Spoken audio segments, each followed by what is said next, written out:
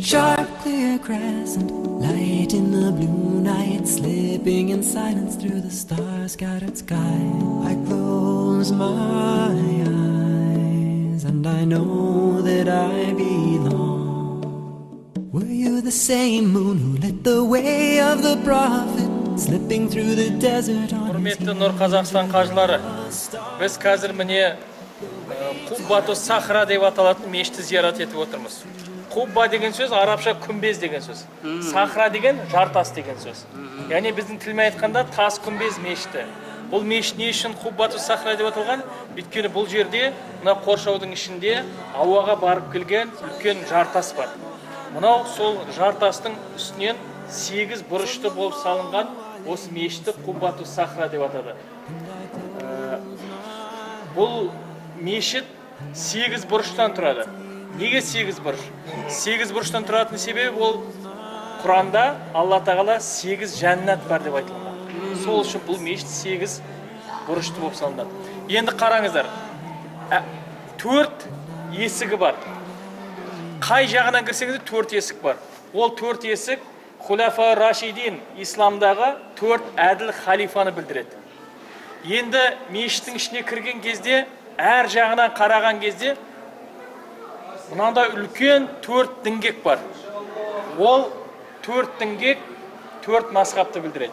Енді әр діңгектердің арасында мына 3 діңгектен өткен 12. Ол бір жылдағы 12 айды білдіреді. Әр бір есіктен кірген кезде мына 2 діңгекті қосқан кезде 5 діңгек көрінеді. Ол исламдағы 5 парызды білдіреді. Мынау терезелерін қарайтын болсаңыздар 52, жоғары жағында 52 терезе бар. Ол бір жылдағы 52 аптаны білдіреді. Сондай бір керемет шеберлікпен осы мешіт салынған. Және бұл мешіттің және бір қасиеті, бұл мешітте пайғамбарымыз Мұхаммед алейхиссалам мүбәрәк сақалы сақталынған. Ол мүбәрәк сақалы жылына бір рет қадір түнінде ғана ашылады. Қазір сол сақалды тұрған орынды сіздерге көрсетем, бұла қарай жүреміз. Бұл жерде пайғамбарымыз Мұхаммед алейхиссалам мүбәрәк сақалы сақталынған. Өзі мына пайғамбарымыз дүниеден өткен кезде пайғамбарымыз шашынан қалған, шашын және сақал тарайтын тарақтан қалған сол бірнеше шаштарды және сақалды өзі сақталынып қалынған. Сол әлі күнге шейін сақталынып тұр. Соның әр бөлігін Осман империясында әр мемлекеттерге таратқан. Соның қасиет жер болғаны осы жерде пайғамбарымыз Мұхаммед алейхиссалам мүбәрәк сақал сақталынған. Бұл мына құлыптың ішінде және содан кейін барып сақал тұрған орын бар. Бұл сақалды ел кетеді, осында бір қабила бар. Сол пайғамбардың заманынан бері осы сақалдың кілті солардың қолында. Бұл мүбәрәк сақалды тек қадір түнінде ғана ашып халыққа көрсетеді. Басқа уақыттарда көрсетпейді. 200 жылдан бері солай болып келеді. Бірақ Алланың қалауымен біз өткен жылы үлкен қажылықтан кейін келдік. Ноябрь ма, декабрь айында келгенімізде біз осы жерге сол министр келді. Сол министрдің алдына 2-3 қажыны ертіп кіріп, сонда біздерге осы сақалды көру рұқсат еткен. Сол кезде біздің ғана қажылар рұқсат етті. Сол кезде осы сақалды ашып біз көрдік. Сол кезде сақалдың мынаның есігіндегі есік, оны министрдің өзі аша алмайды, кілт басқа ұрпақты, сол ұрпақтарды алдыртып, аштырды. Ең сонда сақал баяғы ескі заманғы матамен оралынған, оны ашты, одан кейін жаңа бір қобдиша, оны жаңа кілтпен ашылады, оны ашып, содан кейін барып пайғамбар мүбәрәк сақал шыққан кезде, мына жерде жаңа хош иіс бұрқ ете қалды. Ол пайғамбарымыздың иісі. Пайғамбарымыздың иісі осы сол кезде біздің қажыларымыз осыған куә болғанбыз. Сол сақалы осы жерде сақталынған. Енді мына жерге адамдар қолын салады, бұл жерде тас бар. Ол тасқа пайғамбарымыз пыраққа мінетін кезде сол таста ізі қалған. Пайғамбарымыздың ізі қалған. Келген адамдар сол пайғамбарымыздың ізіне қолын тигізіп пайғамбарға салауат айтып өтеді. Осы жерде әлі күнге шейін сақталынған. Алла зияраттарымызды қабыл етсін. Так, енді мына жаққа өтеміз.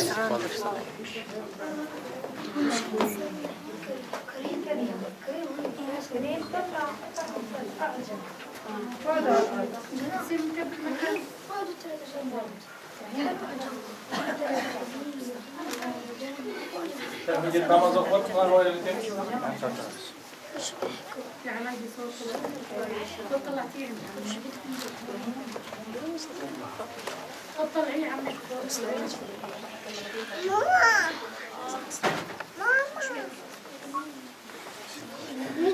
Ал, құрметті қажылар, қазір біз мынау сахраның астына келіп тұрмыз. Сахра дегеніміз мынау осы тұрған жартас.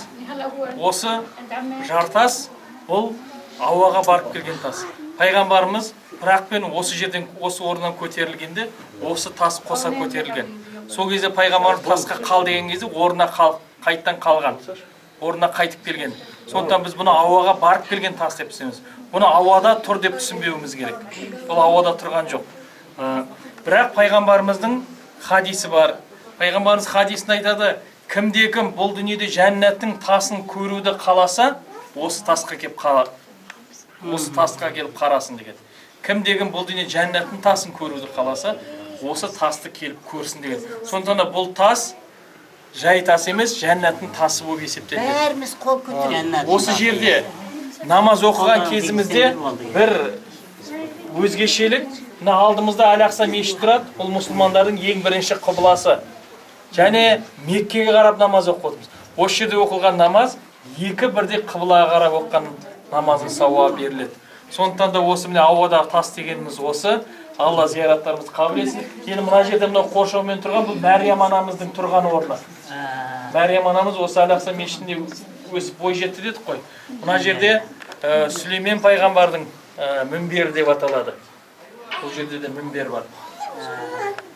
Сондықтан да осы ауадағы тас зиярат етіп отырмыз. Алла тағала зияраттарымызды қабыл етсін.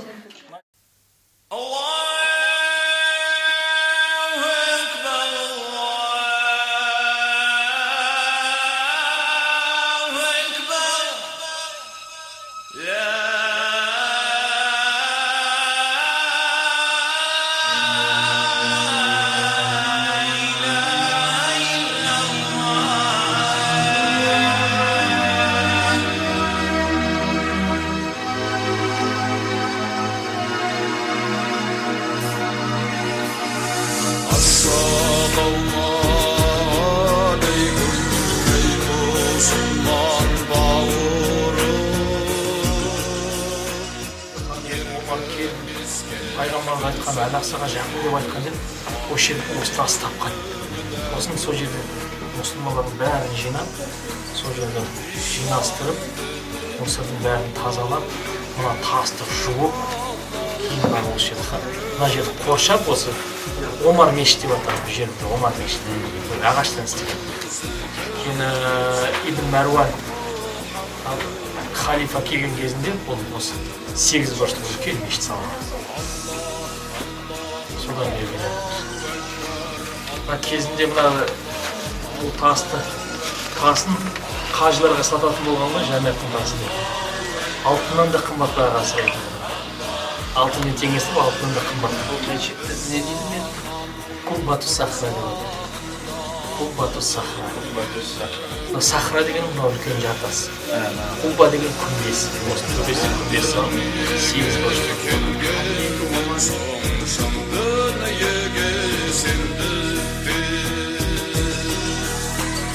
Ey bağırım, börüm kedey, börüm öyle takkanım. İlan gaysın, iman daysın, baylık bolgayı tapkanım. Allah, Allah, Allahu Ekber, Allah, Allah.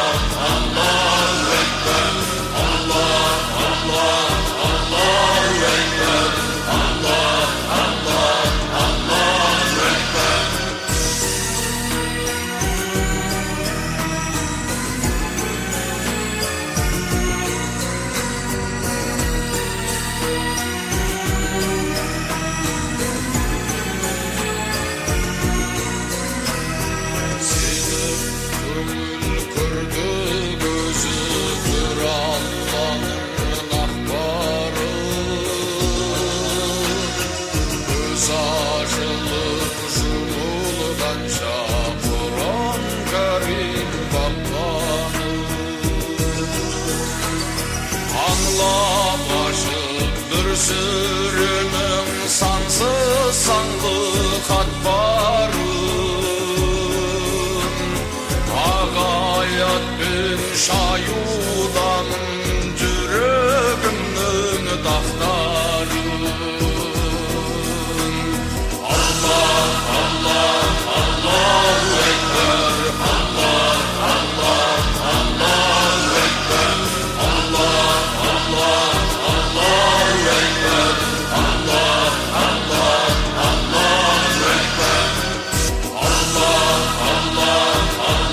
Ekber Allah, Allah, Allahu Ekber Allah, Allah, Allahu Ekber Allah, Allah, Allahu Ekber Allah, Allah, Allahu Ekber Allah, Allah, Allahu